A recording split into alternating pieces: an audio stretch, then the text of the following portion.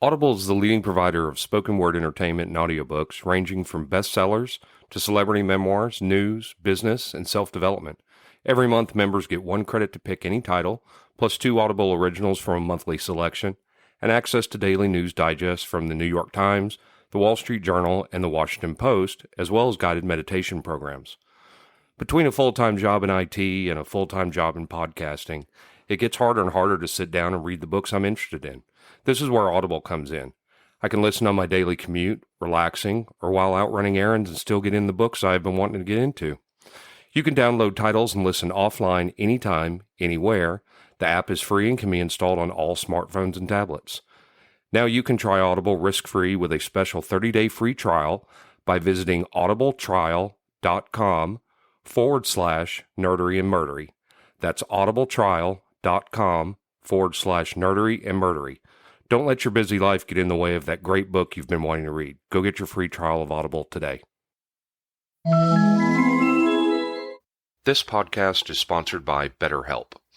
This is Geoffrey, and we've talked about many times before that I experience problems and struggles with my mental health, and really without a healthy mind, being truly happy and at peace is hard. The good news is therapy does work. It's helped for me, but what is therapy exactly? It's whatever you want it to be. Maybe you're not feeling motivated right now and would like some tools to help. Or maybe you're feeling insecure in relationships at work, or you're not dealing well with stress. Whatever you need, it's really time to stop being ashamed of normal human struggles, and it's time to start feeling better because you deserve to be happy. And now you don't have to worry about finding an in-person therapist near you to help. BetterHelp is a customized online therapy that offers video, phone, and even live chat sessions with your therapist, so you don't have to see anyone on camera if you don't want to. It's much more affordable than in-person therapy, and you can start communicating with your therapist in under 48 hours. So join the millions of people who are seeing what online therapy is really about. It's always a good time to invest in yourself because you are your greatest asset.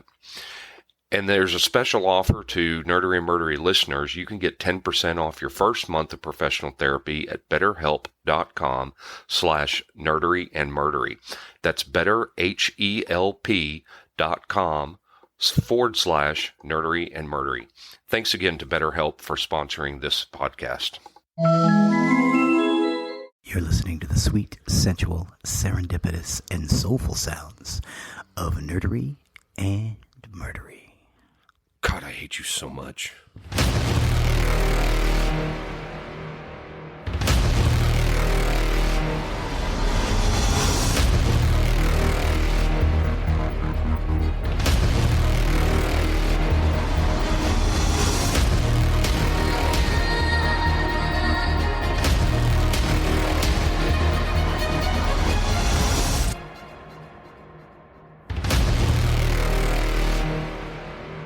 Welcome to episode 69 of Nerdery and Murdery.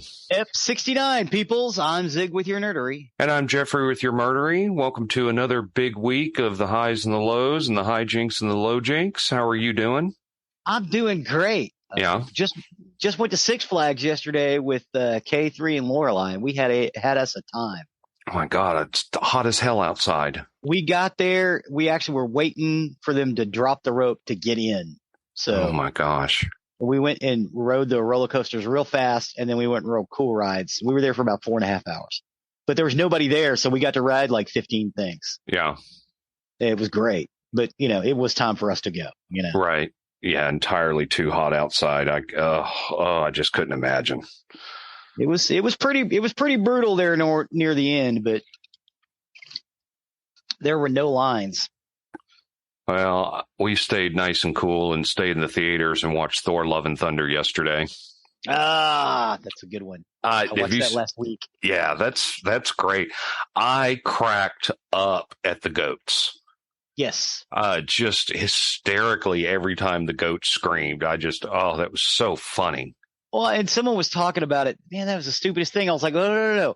No, in the Thor mythos, he rides around in a ship pulled by 2 mystical goats. That's actually pretty close to the to some of the old sagas. Yeah, which Chelsea was telling me, not only does he ride along with those goats, but when he's hungry, he eats the goats and then they reincarnate. Yes.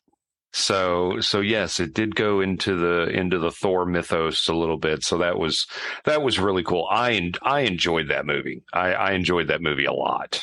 I did too. It's one of those things that if you like Taika Waititi, you're going to love that movie. If you're not a fan of Taika Waititi, you probably wouldn't like it. Yeah, and I'm a big fan of his. I think he does some great stuff. Absolutely great.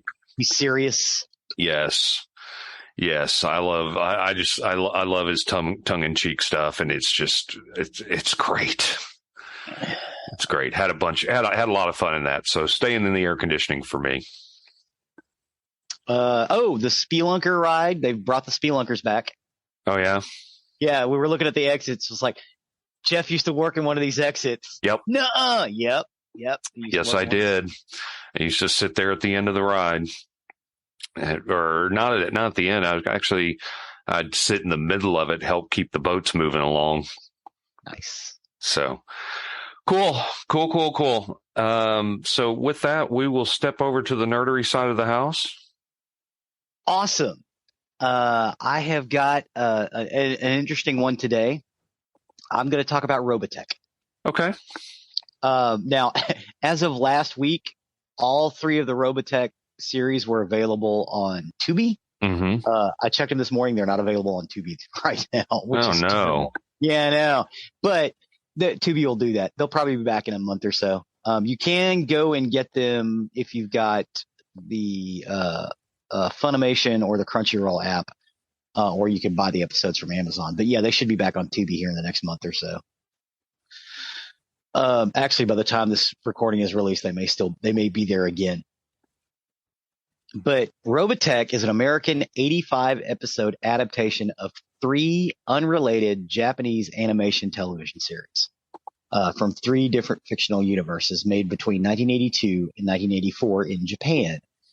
The adaptation was aired in 1985 with a combined and edited story. Robotechnology refers to the scientific advance discovery in an alien starship that crashed on a South Pacific island. With this technology, Earth develops giant robotic machines, or mecha, many of which were capable of transforming into vehicles to fight 3 successive extraterrestrial invasions. So the way the Robotech put it together, there's a resource war going on Earth in roughly 1999.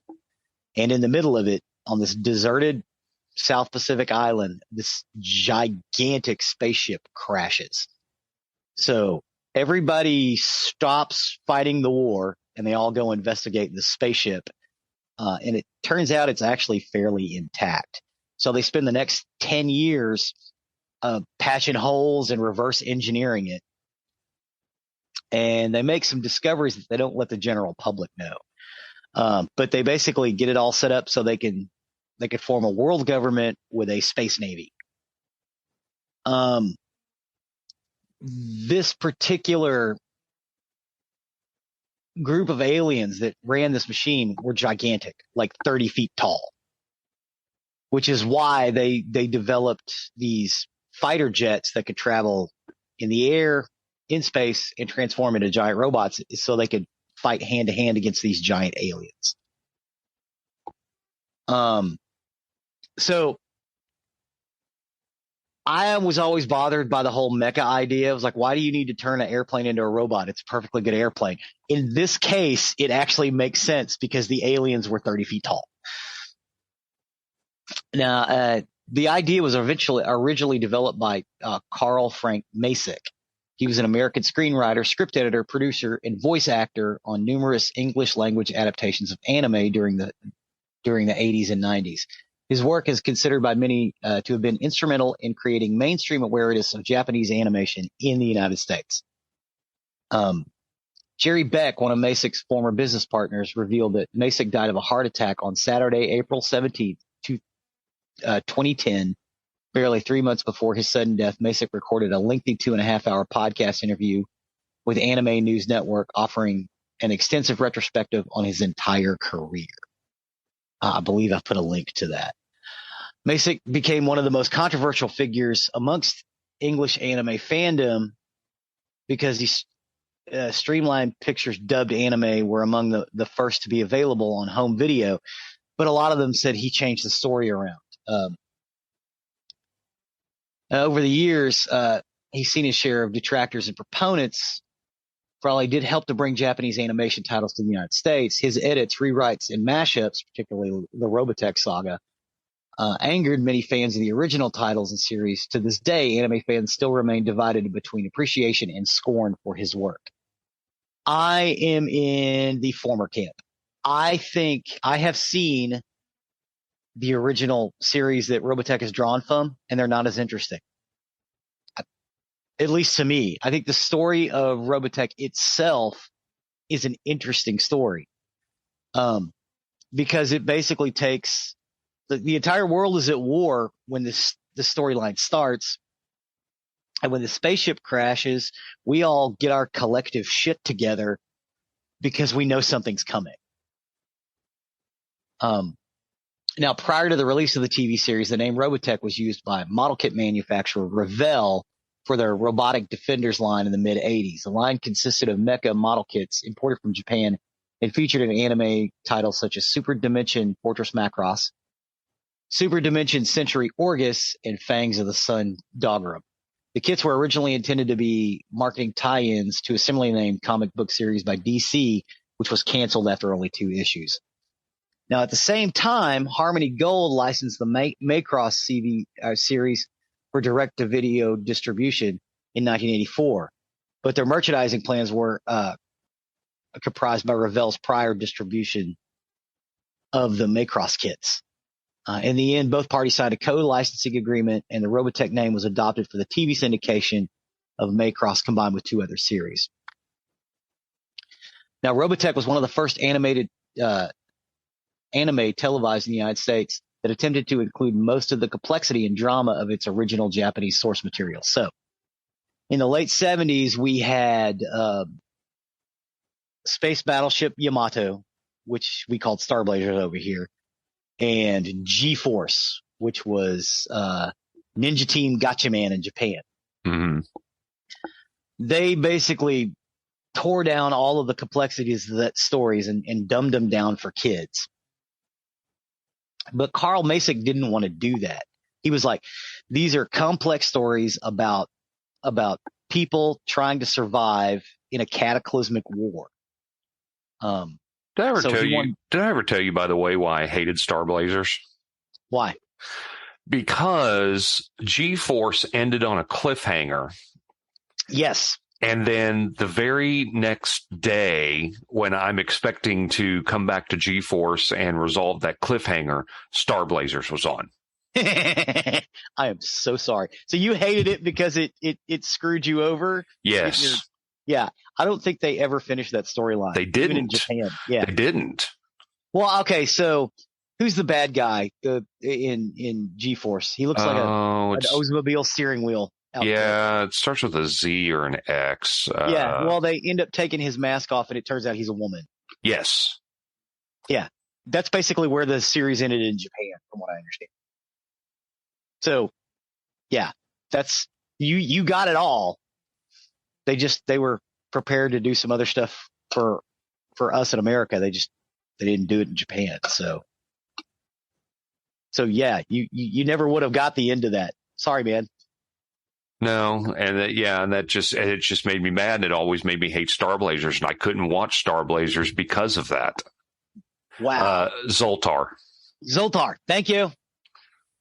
Yeah, but if you look, there's some other stuff that happened before that we didn't get, like some scenes and stuff that they'd cut out in the original G-Force because it was, it was weird and alien, and they figured kids couldn't handle it. So, producers at Harmony Gold, in association with Tatsunoko Productions, produced Robotech. The story was adapted from 3 different mecha anime series. The Super Dimensional Fortress Macross, which is the first season of Robotech. Super Dimension Cavalry Southern Cross, which is the second season of Robotech. and Genesis Climber Mospeada from 1983. So Maycross was from 82. Southern Cross was from 84, and Genesis Climber Mospeada was from 83. Harmony Gold cited reasons for combining these unreleased series was its decision to market Maycross for U.S. American weekly syndicated television. So basically what they wanted was they had to have a minimum of 65 episodes to show it every day, 5 days a week after school. But they had to have 65 episodes, and each one of those didn't have 65 apiece. But altogether, it ended up with, I want to say, 86 episodes, plus a 2-part movie, which was basically just the episodes cobbled together. So Robotech ran 85 weeks. The combination resulted in a storyline that spans 3 generations as mankind must fight 3 destructive Robotech wars in succession over a powerful energy source known as proto-culture.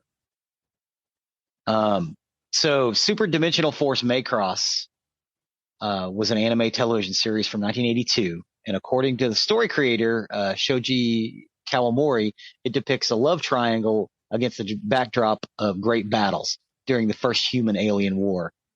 It is the first part of 2 franchises, the Super Dimensional Trilogy and Maycross series. Maycross featured mechanical designs by Katsutaka Miyatake and Shoji Kawamori, both the studio new, and character designs by Haruhiko Mikimoto and of Artland. And Maycross created one of the first anime idols, Lin Minmay, turning her voice actress Marie Ijuma into an instant celebrity. So in Japan, the lady who sang for Lin Minmay became a pop star in the early 80s. We didn't do that over here. Basically, she only sang 2 songs over here, and they were just kind of, the anime writers just basically put them together so they would have the songs, because it does figure into the storyline. Super Dimensional Fortress Maycross was the basis for 2 different anime franchises, Maycross Japan, of course, Robotech. There were 2 film adaptations, Maycross Do You Remember Love, and a number of sequels, including Maycross Plus, Maycross 7, Maycross Frontiers, and Maycross Delta. In North America, Super Dimension Fortress Maycross was adopted for the Robotech television series. So how it plays out, the idea is that the Zentradi, who are the 30-foot giant aliens, there's 2 groups of them. They're divided into males and females. They're never put together. They're separate fleets and everything else. They only understand martial culture. Like they're born to be soldiers. They're bred to be soldiers. They don't do anything in their off time. They eat, sleep, and go to war. That's what they do. Build spaceships. They were basically created by a group called the Robotech Masters, who we see in the second series. But the Zentradi, when they're attacking Super Defense Fortress 1, or SDF-1, which is the big ship that crashed that we rebuilt, which also turns into a giant robot that I don't understand. They get broadcasts of music, and it freaks them out because they don't know how to deal with it. And they become obsessed with Lin Minmay. Well, the SDF crew end up using her as a weapon. Basically, they just broadcast her singing, and then they can go in and combat these Zentradi. So how it plays out is, of course, the ship crashes in 1999, and they spend 10 to 12 years putting it back together and build a little city around it, right? Because they got to supply food and resources because it's on an island. So when the Zentradi come and attack, they attack with an entire fleet. They decimate planet Earth. So SDF-1 takes off to kind of get the fleet away from attacking the planet. But when they do, they really don't understand the technology. They think they understand the technology, but they don't really understand it. So when they warp out from the island, they take the city with them. So inside the belly of the ship, they basically have to rebuild that city with all these refugees because they may be the last humans alive. So inside this giant ship, they've basically rebuilt the city, and that's the hope of humanity. And they go off into space to try to lure the Zentradi away from Earth and fight them. And eventually they start bringing the Zentradi over to their side. The Zentradis have a mechanism for decreasing their size. So they're basically human sized. And they start integrating into the human world because they don't just want to eat, sleep, and fight anymore. They want to experience music and love and members of the opposite sex. So all this is going on, plus space battles with giant robots. So it's really interesting. And the love triangle is between Lin Minmay and this pilot named Rick Hunter, who is he's a stunt pilot. The only reason that he is there is that it's the day they're about to launch the SDF-1, and his older brother, I don't think he's actually his brother, I think he's more like a mentor, like he grew up with him, is head of a flight wing of fighters. So he goes there basically to see him off. Well, he ends up, because he's such a good pilot, they end up enlisting him in the service. And he ends up having a love triangle with Lin Minmay, who he rescues, and the XO, the bridge officer, Maddie Hayes. At the very end, Rick Hunter ends up with Maddie Hayes, and Lin Minmay goes back to Earth. So they have this giant space battle. They get the Zentradi on their side, and they're there, and they discover that that the Zentradi were built by somebody else, the Robotech masters. So they basically take the SDF-1 and rebuild it because in the final battle it gets messed up. And they go off into space to go stop the Robotech masters from coming to Earth. Well, while they're gone, they leave behind a small contingent called the Southern Cross. This is the second series. As a matter of fact, the leader of a particular unit of these little battle tanks, Dana Sterling, is half Zentradi herself. So the Robotech masters show up in one of their ships and basically start giving the Southern Cross hell. The Southern Cross are able to defeat them because they've learned a bunch of tricks. Plus the Robotech masters only brought one ship. So they're able to defeat them, but they figure out that the Robotech masters actually got the power for their technology from somebody else. They had taken over this world of the Invid, and taken their biotechnology and used it to power these spaceships and these mecha and these robots and weapons and everything else. And the Robotech masters can't reproduce normally. They've interfered with themselves so genetically that they can only be cloned, and they're cloned 3 at a time. So anytime you see a Robotech master, there's another 2 that are just like them. So they get on board the ship, Dana and her team, and they meet this character Zor, who is one of the Robotech masters, but he doesn't have any clones. He's a singular unit, and he starts working with Dana and them. Come to find out, Zor is actually a clone of the original Robotech master who figured out how to convert the Invid's technology. So he's basically a scientist. As a matter of fact, they refer to the SDF-1 as Zor's ship because originally it was his ship. He sent it to Earth to get it away out of the hands of the Robotech masters to stop the Zentradi because he thought what we've done is terrible. Because they were also fighting the Invid at the time. And the Invid were whipping their ass. The Invid were wiping the floor with the Robotech masters all over the galaxy, which is why they only sent one ship here. So at the very end, the Robotech master ship crashes and they open up its central core, which is a bunch of these flowers, these plants That is where protoculture comes from. The Invid call it the flower of life, and they use it in their biological technology. Well, that stuff gets basically seeded all over the planet, which kind of helps rebuild it because it has been destroyed like 30 years earlier. But it calls the Invid to Earth. And the third series, Genesis Climber Mospeada, or Robotech 3, is about the Invid invasion.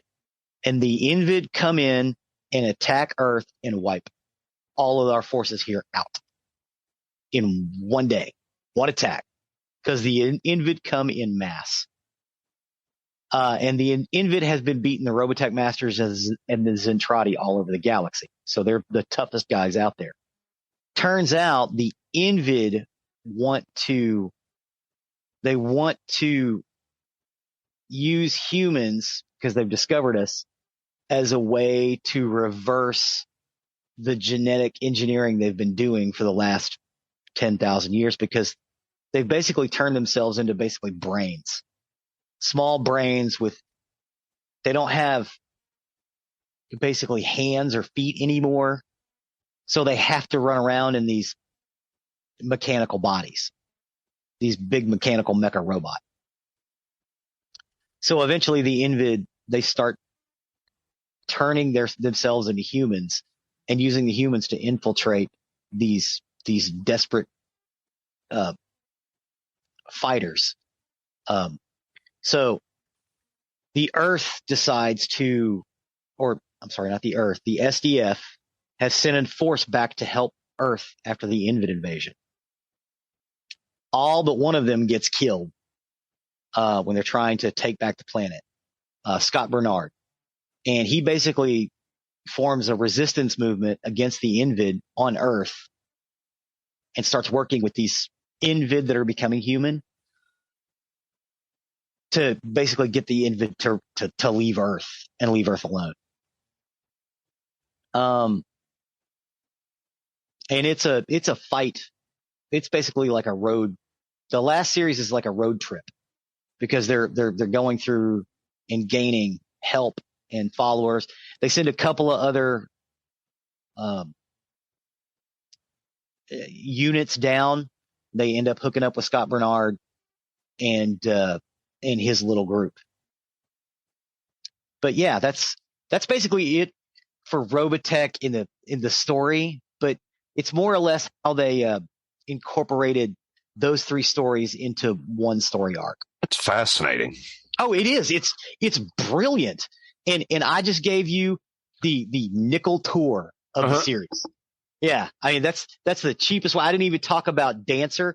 There's a character who was one of the fighters who survived the one of the secondary invasions trying to get back to Earth, named Lancer. And he's got a ship and everything else, but he's having to hide out. Well, he hides out as a woman. And then he becomes a singer because he's a really good singer. So he becomes, in the post-apocalyptic world after the Invid invasion, he becomes the most famous singer on the planet, and no one realizes he's a dude. That's funny. Yeah. Oh, it's great. It's great. And he's also a resistance leader. So yeah, you got all of this stuff going on. Plus, all of the ships in Mecha are really cool. They're just really cool. There is a lot of voiceover. I believe the voiceover is actually Carl Masick. Because he had to do, hey, this is what happened in the last few episodes. And it picks the story up. But yeah, it's 85 episodes spanning 3 generations. It is not, in the purest anime world, it is not well loved. Mm-hmm. A lot of people had problems with these because they think that the original stories were fine. I have seen the original stories. I am not a fan. I can see where the stories are good, but they're not as epic as Robotech is. And of course they all concern transformable mecha. Now, here's the thing. I was not a fan of Transformers or GoBots or what was the one with the lions? Voltron. Voltron. Yeah, there were two Voltron groups. I actually like the one in space a little better than the lions, but yeah, I was not a big fan of Voltron. I like the lions much better. I like the ones in space where they all the different things. With all the cars. Yeah, all the cars and ships that all form one big robot. I like the way that worked. Now the characters, they didn't alter the characters' names in Robotech. But they were basically the characterization was the same. Like Scott Bernard was called S. Brennan or something like that, but he was basically the same character. They were really, really attuned to the dialogue. Mm-hmm. And it was rough because there was a lot of interpersonal conflict between these peoples. It's like, hey, we can't just be going around gallivanting doing this. We got to save humanity. Hey, there were arguments, fist fights. People shot each other. All this was going on in Robotech, in like 1985 and 1986.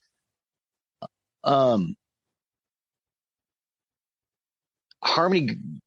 So unlike Macross, which was owned by Big West, Harmony Gold was free to utilize elements from the Tatsunoko owned Mospeada. So they used a lot of the elements in the third series in the first and second series. So they would change the dialogue a little bit so it would fit with the overall story arc.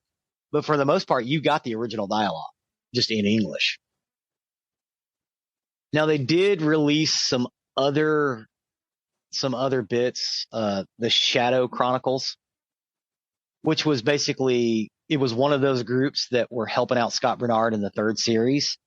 And they landed and gave them some of this special technology that they ended up using in the final battle. But the Shadow technology stuff was written and produced later, but you did get it later on. So the Sci-Fi Channel ran Robotech, and Cartoon Network's Toonami ran it in 1993. Our Sci-Fi Network ran it from 1993 to 1998, and Toonami ran it from 1998 until 2003. So it's been on the air quite a bit. And again, you'll see it on Pluto TV, and Netflix ran it for a while. And they would run the full series. It's held up quite well. I mean, for something that's pretty much derided by hardcore anime fans, people keep going back to it. They also did a follow-up, Robotech 2: The Sentinels, which takes place between the first series and the second series. And in the first series and the second series, the first series takes place over about a year, and then the last 10 episodes are like 5 years later. And then there's a gap of like 15 years between the first series and the second series. The second series and the third series, there's like a 5-year gap between the two of them. Oh, and yeah, everybody in the second series that was on Earth, they don't come out and say it, but those guys all got killed when they invaded.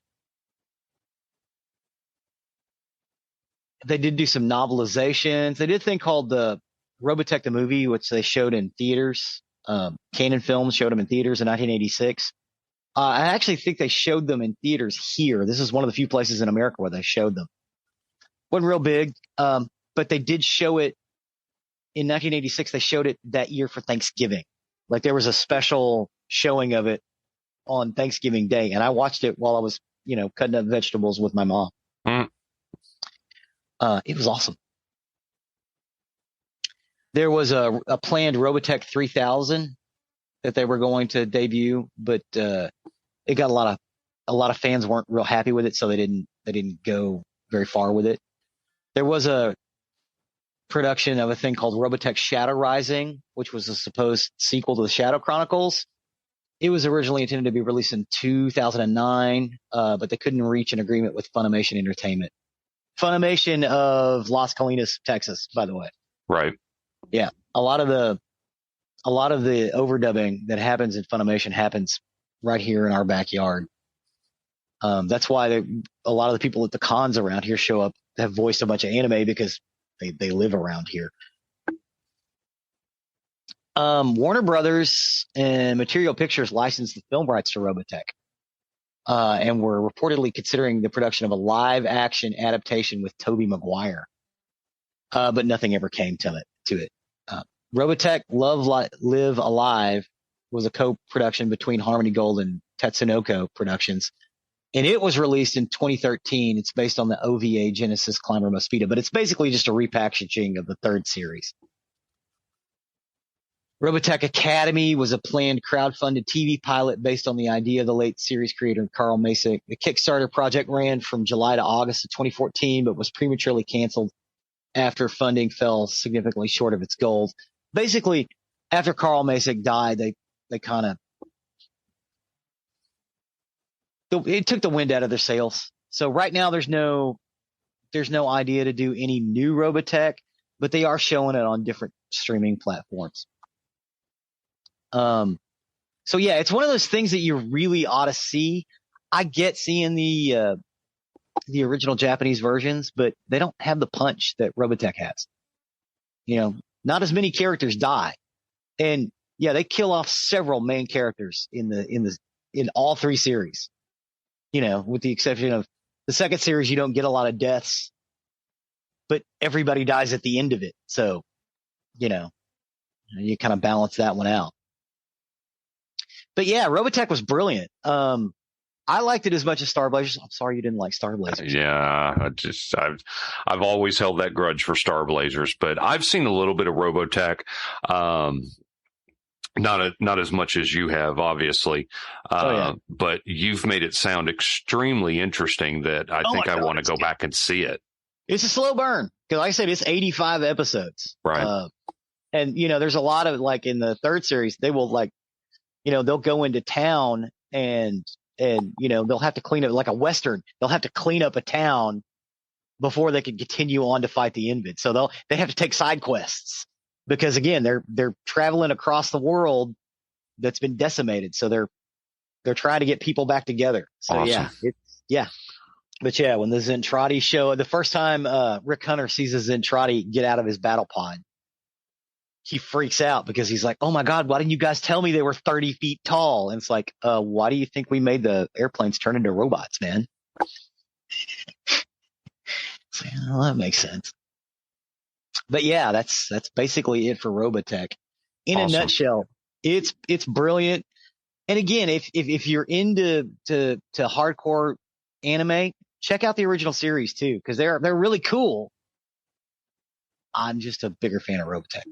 Sure. I like watching the storyline, Awesome. Well, I'll give that a shot. I think others should give it a shot as well because the storylines sound really, really good. I appreciate that. That's awesome. Sure.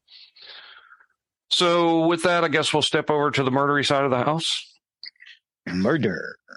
For my episode today, I got my information off True Crime Edition, Wikipedia, the Daily Star, and Medium, and this is the story of Dellen Millard. Dellen Millard? Dellen Millard. So we'll start off, though, with Charlene Bosma. She was pacing the living room of her home she shared with her husband and daughter in the town of Ancaster in Hamilton, Ontario. Tim Bosma, her husband, had put out an ad saying he wanted to sell his pickup truck. He was a father, a contractor, and really just kind of an all-around good guy. He was contacted by two men who were interested in his truck, but they said they wanted to do a test drive first before they made up their mind. I understand that. Yeah, that makes sense. Tim decided that he would take the test drive with him just in case they wanted to steal the truck. And Tim had been gone for over an hour, and Charlene's panic had beginning to rise. She said that the whole situation was strange because the pair had been dropped off by a friend, but there was no sign of the friend's car, so they just kind of appeared out of nowhere, really. Now Charlene's calls to Tim Mobiles were going straight to voicemail, and her texts were going unanswered, and when Tim had not arrived home later that night, Charlene called the police to report her husband missing. The search for the 32-year-old began quickly, and Hamilton police citing the case as a missing persons investigation with unusual circumstances. K-9 units were deployed, and the search and rescue team, along with most of Ancaster's small community, began their hunt. RCMP, baby. Yep. There was a press conference that took place urging Tim's captors to return him home safe, with Charlene pleading for his abductors. Quote, "It was just a truck, a stupid truck. You do not need him, but I do. Our daughter needs her daddy." 3 days later, Tim's phone was found near Brantford on an industrial site around a 20-minute drive from Ancaster, but there was no sign of Tim or the truck. The investigation turned to the phone number that had been used to contact Tim, but police quickly discovered it was a burner phone, but Tim wasn't the only person contacted using that number. Police spoke next to Israel Army veteran Igor Tumanenko, who was also selling a Dodge Ram. He told him he'd taken 2 men on a test drive just 2 days before Tim went missing, but he returned from the trip unlike Tim. He was able to give investigators a description of the 2 men, dealing that one carried a small satchel and had a strange tattoo on his wrist that read "Ambition." And during another press conference, the description of the 2 men were given, and within a few days, officers from Peel and Toronto agencies had called in saying they knew exactly who Hamilton police were looking for. So born in 1985 to Wayne and Madeline, Dellen Millard was the only heir to the multi-million-dollar Canadian airline Millard Air. At the time, the 27-year-old owned several properties, including 2 condos, a farm, and a mansion. Even though Dellen's potential was bright, he chased the thrill of living dangerously. He dropped out of college and started using drugs, progressing to harder and harder drugs. Dellen would fund drug and alcohol-fueled parties. His lifestyle attracted people who wanted to live that gangsta lifestyle. Dellen also lived up the stereotypical playboy image, with having multiple girlfriends, by hosting pool parties at his luxurious mansion, indulging in off-road racing. And he would commit petty criminal offenses just for the thrill of it. The hangar at the aviation repair business his father owned, Millard Air, was full of Dellen's toys. Vehicles, watercraft, equipment, and motorcycles filled the hangar, most of them stolen. He had a fleet of luxury vehicles and was a record holder as the youngest soloist Canadian to fly a helicopter and plane on the same day. His parents had divorced when he was young, and over a decade later, his father had committed suicide, making him the beneficiary of the family fortune, and he would let friends stay at his numerous properties and moved around so often that some of his house staff never even met him. Can you imagine that? No, I can't. That's just, oh, hey, yeah, we keep this house up, most of the time. We've never even met the guy who's supposed to live here. Right. Yeah, and can own all of this and is still stealing motorcycles and cars? Yeah, for the thrill of it. Why? Just the thrill of living dangerously. Well, on the 17th of May, 4 days after Tim had gone missing, Millard was arrested by Hamilton police. The search warrant was granted quickly, and the next day, Tim's Dodge Ram was found in a huge trailer on the driveway of Millard's mother's home. The truck had been stripped, but luminol tests showed evidence of blood and that a cleanup had taken place, and Tim's cars were also found on Dellen's keychain. Police searched his other properties and were told by Chaz Main, who was a dirt bike rider who often rode around the land of the Millard farm, that there were strange objects scattered around the property, including an industrial-sized incinerator.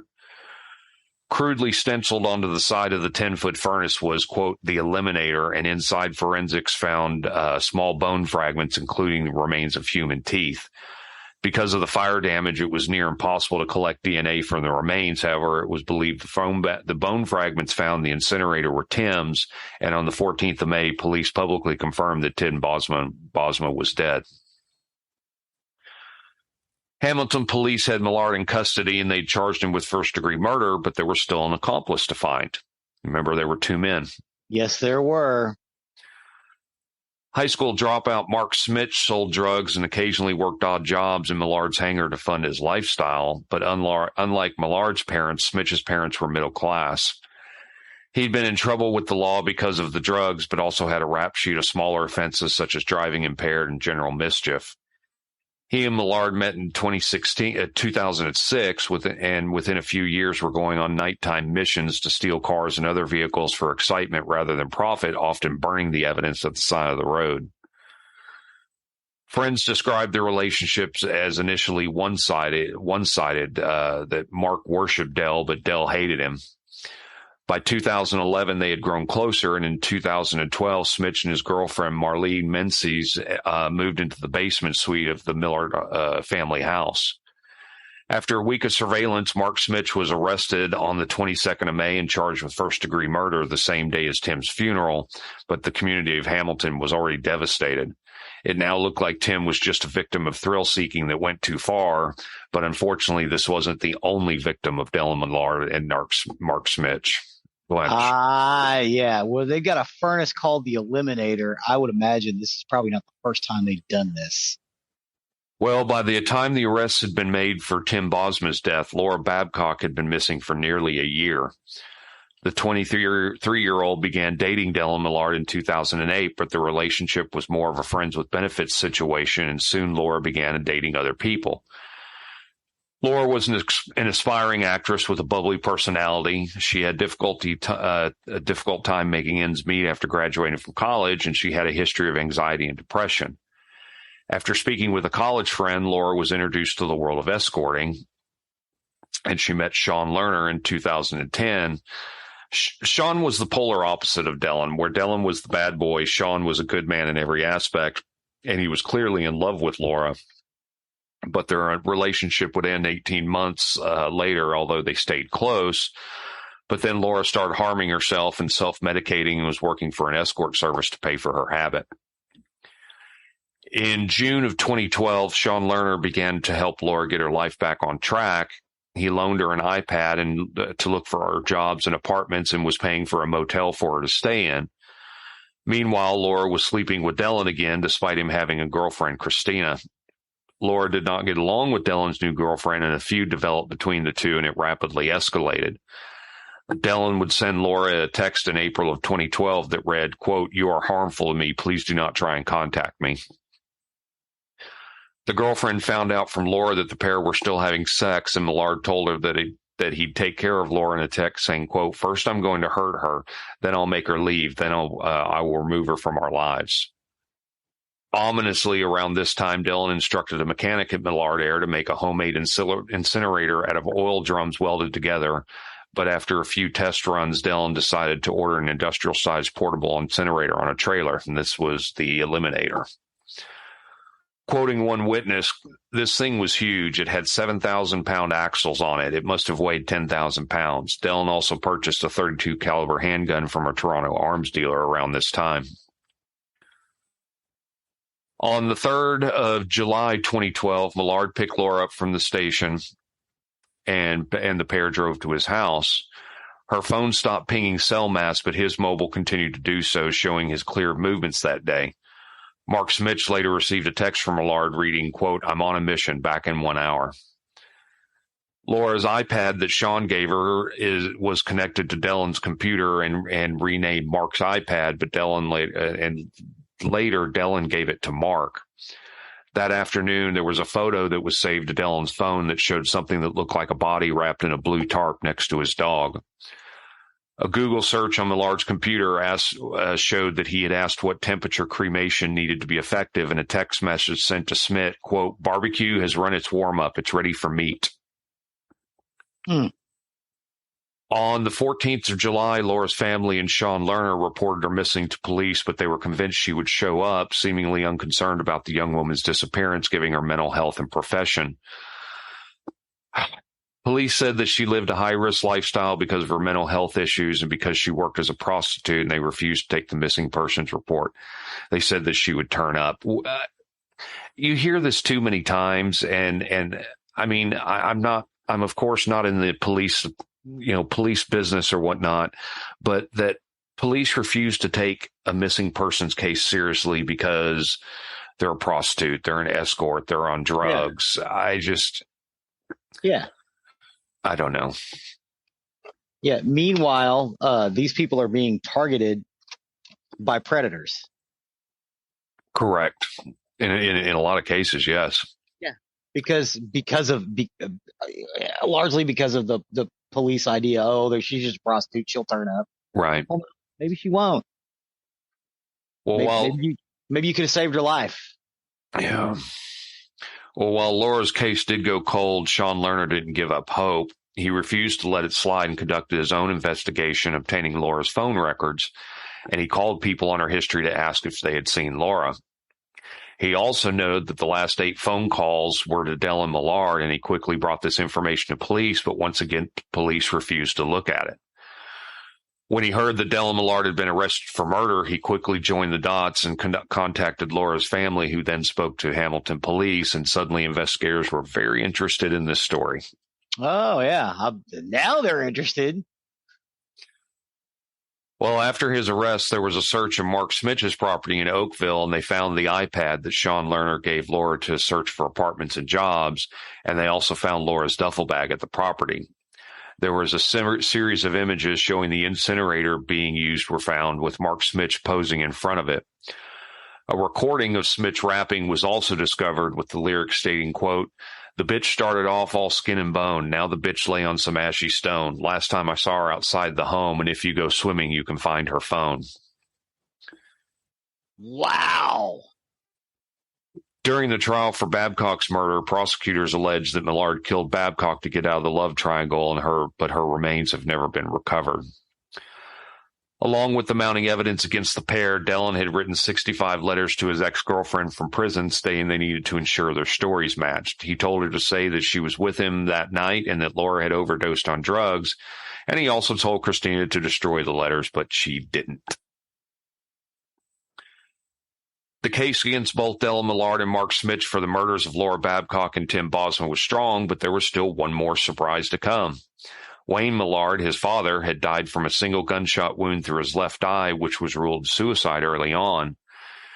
His death was investigated and the case was closed, but what police now knew about Dellen, they wanted to have another look at the facts. Speaking to family and colleagues, police found out that Wayne was threatening to stop funding his son's lifestyle. Dellen was spending huge amounts of money and wasn't interested in the family business.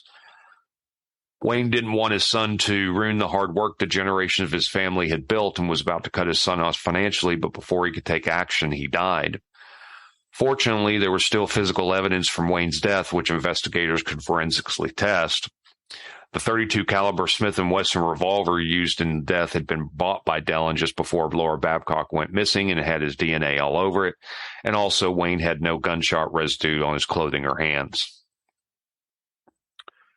Throughout the trials, each man blamed each other for the murders, but in the end, justice was handed to both of them. Smitch contended he was actually in a separate vehicle following behind Tim Bosma and Millard, testifying that Millard shot Bosma while they were together in Bosma's truck. Millard's lawyer argued that all 3 men were in Bosma's vehicle, with Millard driving, with Tim in the front passenger seat and Smitch in the back seat behind him. According to this version, during the ride, Smitch pulled out a gun and told Tim that they intended to steal the vehicle, and then a struggle ensued, but then Tim was shot by accident. Millard did not testify during the trial, but has repeated this version of events in interviews since, and Smitch strongly denied this version of events at trial. The Crown contended that both Smitch and Millard were in the vehicle and participated in the killing, and the Crown never definitively proved which men fired the gun, but as long as both had participated in the planning and execution of the crime, both could be charged with first-degree murder, regardless of who actually pulled the trigger. On the 17th of June 2016, Dellen Millard and Mark Smitch were convicted for the murder of Tim Bosma and were sentenced to life in prison without the possibility of parole for 25 years. In December of 2017, they were convicted of the murder of Laura Babcock and sentenced to life in prison without the possibility of parole for 25 years. Then on the 18th of December 2018, Dellen Millard was convicted of the murder of his father and sentenced to life in prison without the possibility of parole for 25 years. So he got 75 years. 75 years. It was during this trial by judge alone. Millard did not testify. His lawyer insisted that his father's death was suicide, and the Crown did not prove any motive. Evidence presented by the Crown included the fact that Millard had purchased the gun which had killed his father, and the fact that Millard's cell phone had been at his father's home around 1 a.m. that night, where it stayed until shortly after 6 a.m. So Millard was found guilty of first-degree murder in the death of his father, Wayne Millard. In the 90-minute reading of Justice Maureen Forstell's findings included this statement, quote, "I am satisfied that Dellen Millard killed his father by shooting him in the left eye as he slept. I find no theory consistent with his innocence." The judge decided that the sentence would be carried out consecutively instead of concurrently, meaning that Mark Smich would not be eligible for parole until 2063, and Dellen Millard will not be eligible to apply for parole until 2088. Dellen Millard's sentence is the longest term handed down in Ontario history. Wow. Smich will serve a minimum of 50 years in prison, and Millard will serve a minimum of 75.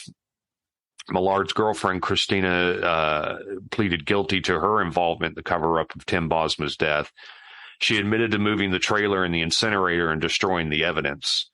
The 24-year-old received a reduced charge due to her testimony in Millard's trial and was given 3 months in prison. The remains of Laura and Tim have never been identified, but the remnants are likely those that were found in the eliminator. So Dellen Millard threw away his seemingly perfect life because Laura Babcock and his father were standing in his way. We may never know what killed Tim Bosma, but all signs point to boredom and the audacity that the millionaire thought he and his friend could get away with anything, even murder. Wow. And that is the story of Dellen Millard. Well, so he's in prison in Canada. I hope he's freezing his butt off. I would assume probably so. He's going to be there until 2088 at a minimum. He's getting out of there feet first. Yeah, I would say so. Yeah. So that takes us to the end of another recording week. I appreciate you sitting through it with me at the stories. I really enjoyed yours. Oh, well, thank you. Yeah, that was a good one. I'd never heard of any of that stuff. Yeah. As always, you can find more information on nerderyandmurdery.com, where you can find the links to this episode and pictures to this episode. You can also find the link to our contact information, where if you wish to contact us, let us know things you want to hear, things you don't want to hear. We will take everything about it. We also have a YouTube page. It's got some videos of us making the show and some playlists, things like that. If you want to check that out, it's at Nerdery and Murdery. Awesome. Outstanding. Thank you for that. Thank you. You can also find the link to our merchandise on our page. If you wish to find your fandom merchandise so you can show off your fandom, please do check that out. And you can also find the link to our Patreon, where if you wish to donate to keeping our show going, I promise that we don't use that money for exclusive parties and limo rides to and from the studios. We do not. Please and thank you. Please and thank you, as that does help keep our show going. And as a reminder, please do leave a 5-star review wherever you can. It really helps us and helps others find our contact information that may be looking for the information that we're presenting here. So with that, I have been Zig with your Nerdery. And I'm Geoffrey with your Murdery. Cue the music.